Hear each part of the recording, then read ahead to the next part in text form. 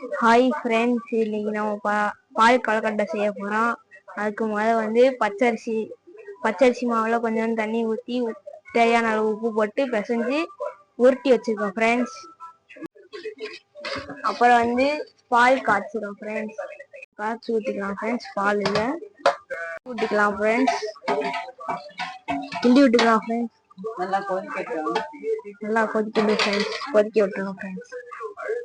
வெள்ளத்தை கொண்டு திரிக்கலாம் ஃப்ரெண்ட்ஸ். பால் கொதிச்சு ஃப்ரெண்ட்ஸ். இப்போ நம்ம உருட்டி வச்ச கொழுக்கட்டையை போடலாம் ஃப்ரெண்ட்ஸ். நான் போடுறேன் ஃப்ரெண்ட்ஸ்.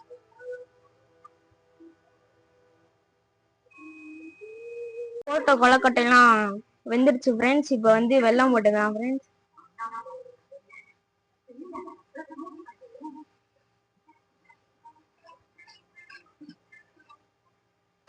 கிண்டிக்கலாம் ஃப்ரெண்ட்ஸ்.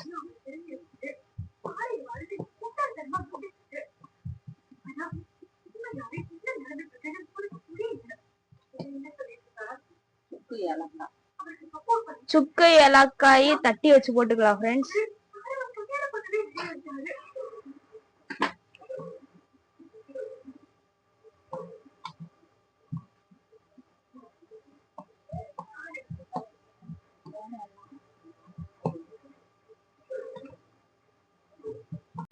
பால் கொழுக்கட்டை ரெடி. சாப்பிடுங்க ஃப்ரெண்ட்ஸ்.